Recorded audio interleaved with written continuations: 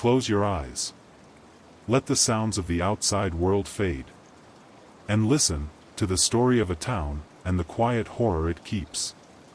High in the Colorado Rockies, surrounded by cliffs that hold the sky in place, there sits a town you won't find by accident. You either know it's there, or you don't. The name is Silver Plume. Population, around 200. Just a dot on the map, clinging to the shadow of Pendleton Mountain. The town hasn't grown in over a century. It hasn't shrunk either. It simply exists. Stuck somewhere between then and now. The buildings are old. Not old like weathered paint or rusted nails. Old like memory. Like the town itself remembers more than it tells. There's a single road in, a single road out. Blink, and you'll pass it by. But if you stop, if you listen, there's a story waiting for you in the wind. And it begins in the fall of 1987. Tom Young wasn't the kind of man who drew attention. He liked quiet things. Books. Mountains. His dog, Gus. He came to Silver Plume in late September of 1987, right as the aspens began to turn. The trees bled gold into the hills, and the morning smelled of frost and pine. Locals noticed the U-Haul truck first. Then Tom himself, thin, graying at the temples, mid-40s, with round glasses and a professor's calm. He moved into a modest two-story building along Main Street, one of the oldest in town.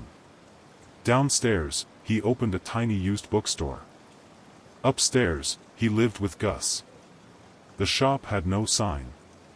Just a hand-lettered note in the window that read, "Books and coffee, come in." He served free coffee to anyone who stopped by, though few did. Most of Silver Plume's residents kept to themselves, and so did Tom. He was friendly, but never familiar. Soft-spoken. Polite. The kind of man who looked you in the eye, but never too long.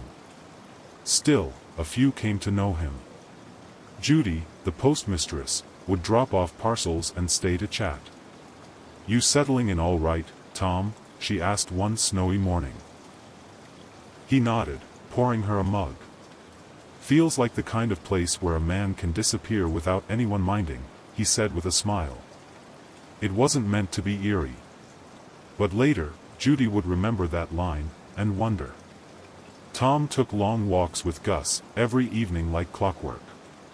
Locals would see him heading up the trail that led behind the town, toward Pendleton Mountain. Always the same path. Always at dusk. One evening in October, Tom locked up the shop as usual. He tucked the key into his coat pocket, called to Gus, and walked out into the falling dark. But the next morning, the bookstore was still locked. And the next. And the next. A note had appeared in the window, written in his careful hand. "Gone for a few days.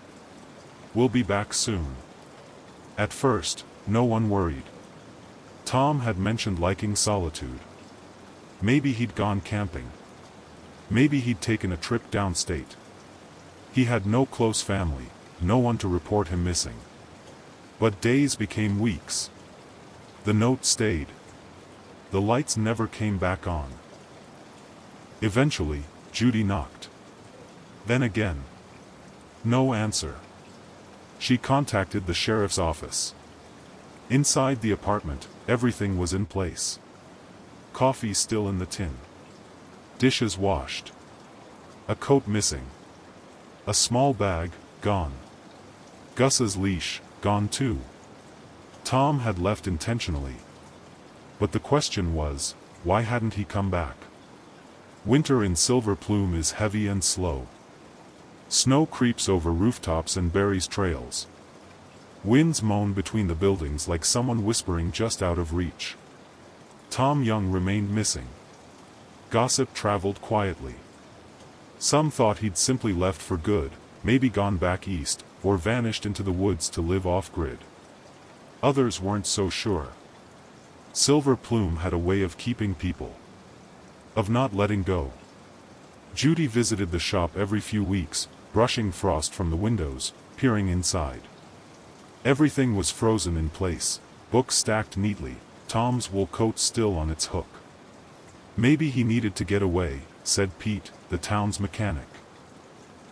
"Maybe something in those woods got him," muttered old Roger at the tavern. Nobody said the word dead. Not yet. But after Christmas, after New Year's, after February came and went, it lingered. 9 months passed. And then, someone found him.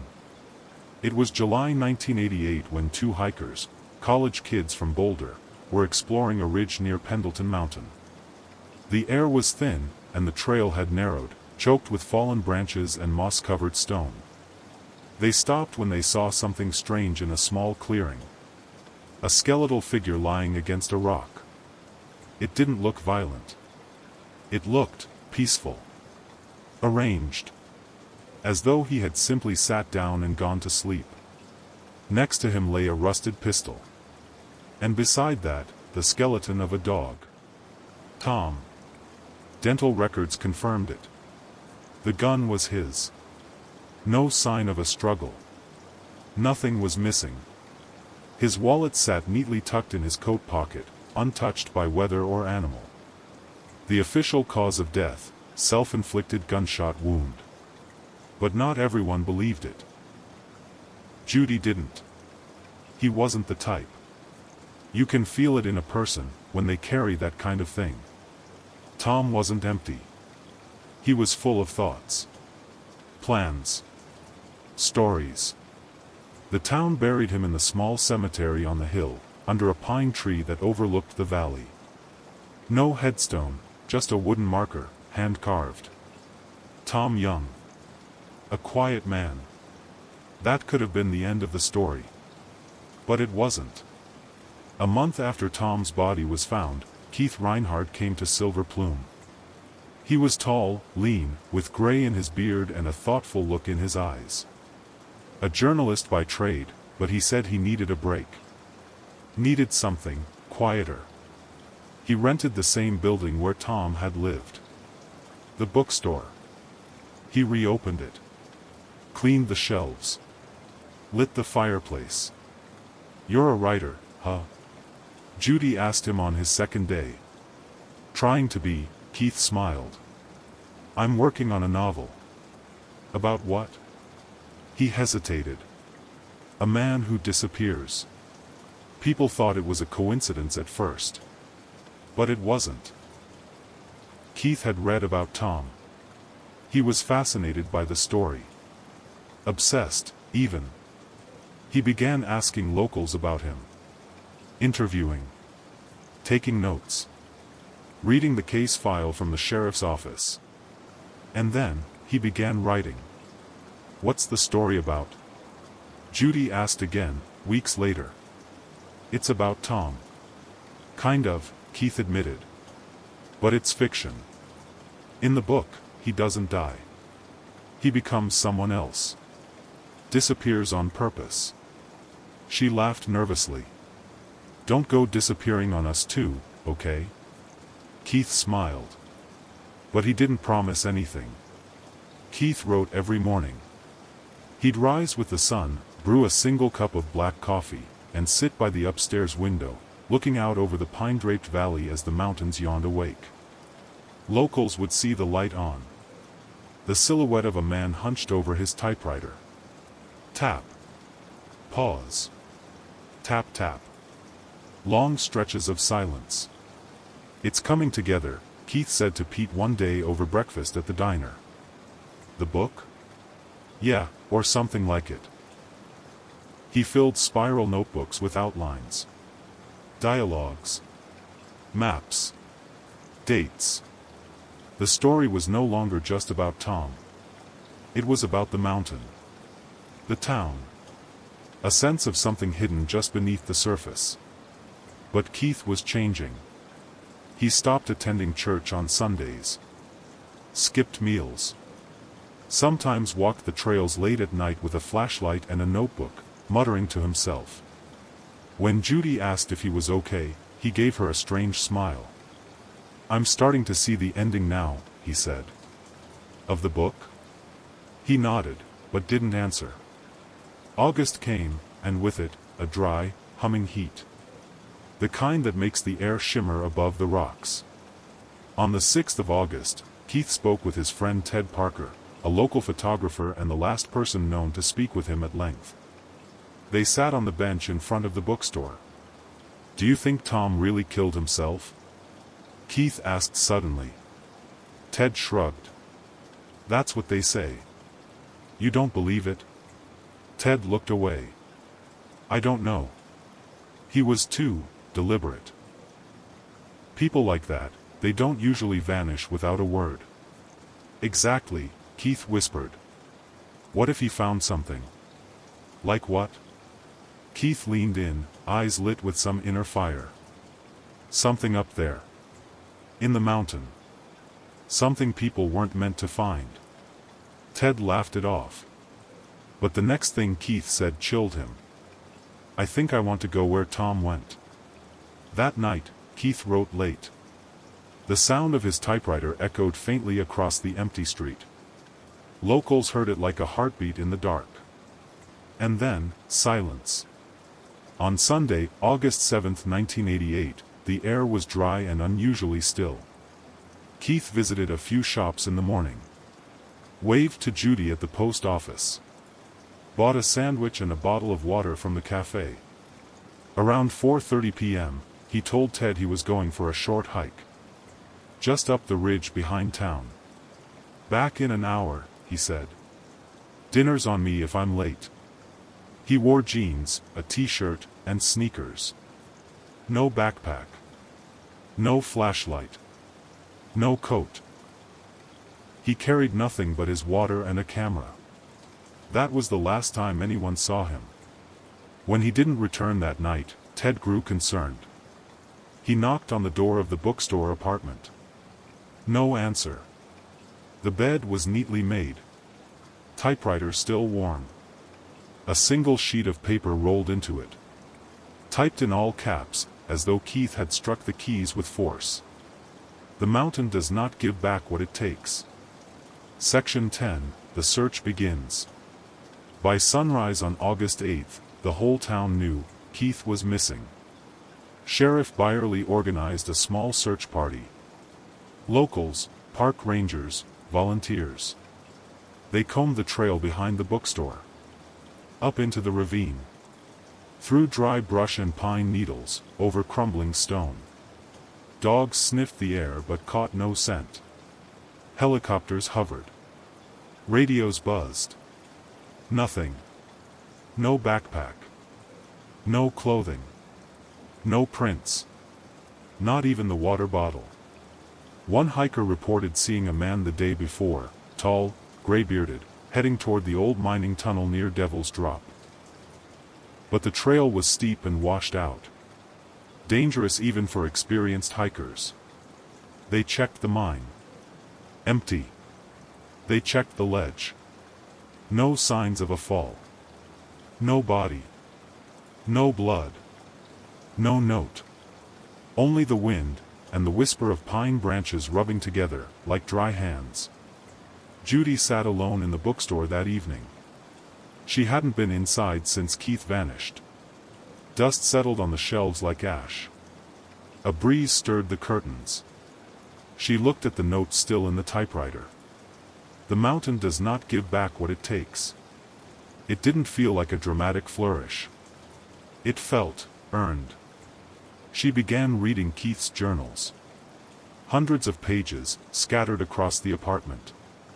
Most of it was about Tom, details of his life, timelines, theories. But toward the end, Keith's tone changed. Became personal. "I dream about a tunnel beneath the trees. There's no door, only a darkness that bends light inward. The deeper I dig into Tom, the more I lose track of where I begin. Last night, I saw him. Standing just beyond the trail, watching me. He didn't speak. Just waited." Judy closed the notebook. The air felt colder than it should have. On August 12, a second, unofficial search began. A small group of volunteers decided to revisit an old shaft known as Windsong Mine, a narrow, half-collapsed passage deep in the hills beyond Pendleton Mountain. Local legend said the mine hadn't been touched in over 50 years. Too unstable. Too dangerous.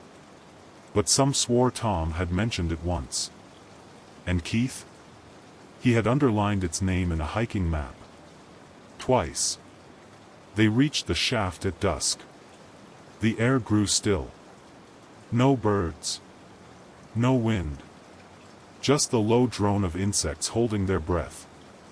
The opening was barely 3 feet high, framed by rotted timber. Something about it pulled at them, like a vacuum of light. A space where time refused to exist. They called Keith's name. Once. Twice. And then, something answered. Not a voice. Not an echo. But a sound. A click. Like a typewriter key pressed once, hard. They left in silence. No one spoke on the way back. A week later, Judy received a package in the mail. No return address. No stamp. Just her name written in black ink. Inside was a journal. Old, leather-bound, soaked faintly with a scent of smoke. The handwriting was unmistakable, Tom Young. But the entries, they dated after his confirmed death. December 2, 1988. Snow on the ridge again. I watched the town from the high pass. They don't see me. That's how it works now. January 19th, someone else came. A man with gray in his beard. He walks like I did. Wonders like I did. He's close. But he asks too many questions. Judy dropped the journal. Her hands trembled. She looked toward the mountains. Something was watching the town. Keith's disappearance reached national news briefly. A Chicago Tribune piece ran a feature titled, "Two Men, One Town, and the Mountain That Took Them." Tourists visited for a time, snapping photos of the bookstore. Whispering theories over coffee. Some called it a murder. Others a cult. Still others, something stranger. But the mountain remained. And Silver Plume? It didn't change. Judy kept the store closed after that. She boarded up the windows. Left the sign in place. Books and coffee, come in. But no one did. The building stood like a sealed memory. As if waiting. Time moved on. By the early 2000s, few remembered the names Tom Young or Keith Reinhardt. Just two men. Two disappearances. A handful of yellowed articles and vague recollections. But some who lived in town still noticed strange things. A figure glimpsed at dusk near the ridge trail, walking a black dog. A candle burning some nights in the bookstore window. Pages turning in the quiet, though no one had entered. The mountain slept. But never deeply. In the fall of 2023, a travel blogger named Renee Dorsey came to Silver Plume. She was writing about ghost towns. Places that had resisted time. She found the bookstore by accident. Or maybe it found her. It was locked, but the door gave with a gentle push. Dust rose in slow spirals as she stepped inside. Shelves still full. Coffee tin still on the counter. And on the typewriter, a fresh sheet of paper. Typed in perfect caps. "Welcome back." Renee smiled. Creeped out, but intrigued. She took a picture. She didn't post it. That night, Renee stayed at a nearby bed and breakfast. She dreamed of snow. Of pine trees waving like hands. Of two men walking side by side through fog, silent as shadows. In the dream, they turned to her. "Tom." "Keith." Tom spoke. "You can leave. But only if you forget." Keith added. "Or stay, and remember everything." Renee awoke at 3:33 a.m. The air outside was still. Too still. She looked out the window toward the trailhead. Something moved, just beyond the trees. A man. Watching. Holding a notebook. Behind him, a dog waited patiently. Renee never returned to Silver Plume. But she stopped writing. Deleted her blog. Changed her number. When asked about it years later, she only said, "The mountain doesn't give back what it takes. But sometimes, it shares." After her return home, Renee didn't write another article. Friends noticed the shift, subtle at first. She stopped answering calls. Cancelled speaking events. Stared a little too long at quiet corners. One friend visited her and found all her notes shredded. Her camera broken. And her laptop's hard drive had been wiped clean. "I had to," she said softly. "You can't leave breadcrumbs. Not if you want to stay forgotten." She wouldn't say what she saw on the trail. Only that it had eyes. Old, but not human. And a voice that didn't echo, because it didn't need to. After that visit, she moved to a cabin near Lake Crescent. No phone. No internet. Sometimes, she mailed letters to no one. The return address simply said, RD, Silver Silence. In the spring of 2024, a college student named Ben Caraway arrived in Silver Plume. His father had been a cartographer who vanished while mapping abandoned mining trails in the Rockies in 1991. Ben believed he had found the trail his father last explored, near Winsong Mine. He brought with him old topographical sketches. One page, water-damaged and sun-faded, had a curious marking, a red circle, labeled only. The turning. Locals didn't recognize the term. But Judy did.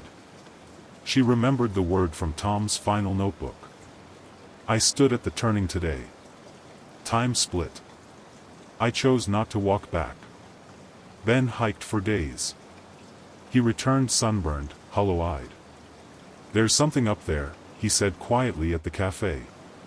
"I don't think my dad got lost. I think he was taken." He stayed 2 more days. Then, without a word, he vanished from his hotel room. No sign of struggle. His map was gone. But his bag remained, unpacked. And his boots were found just inside the bookstore door. That same summer, a local handyman named Carlos began renovations on a collapsed shed behind the old bakery. He unearthed a shallow tunnel, hidden beneath warped floorboards. The air inside was wrong.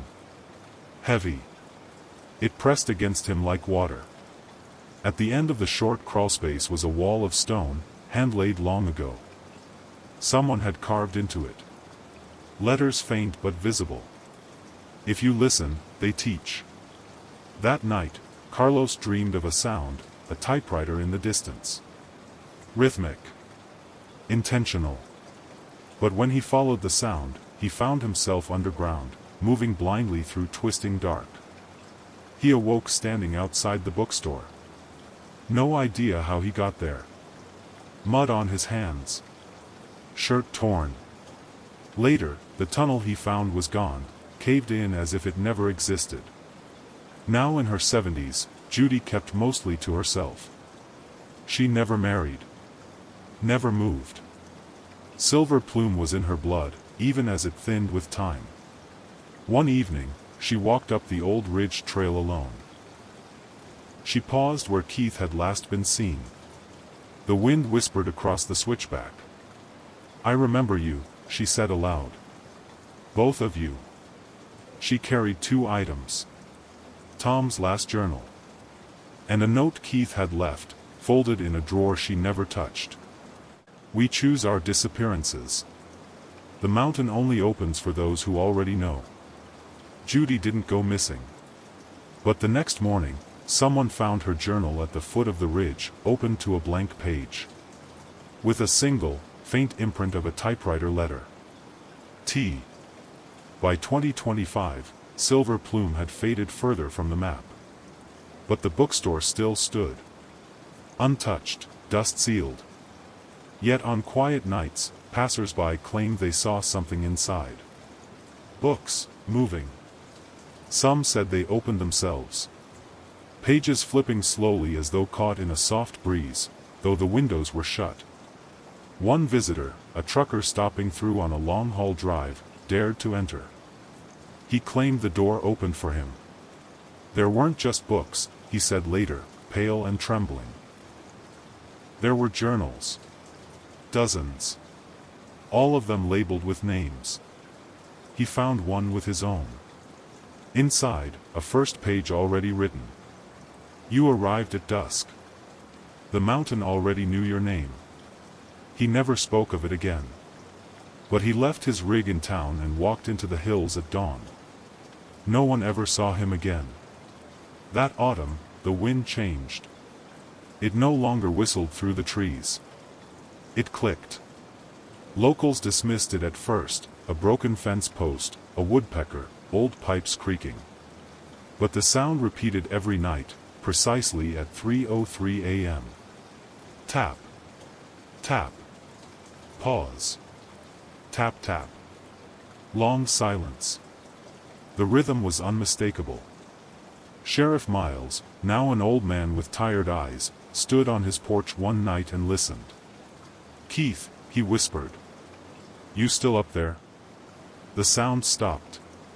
The next morning, his wife found him asleep on the porch, an old typewriter on his lap. No ribbon.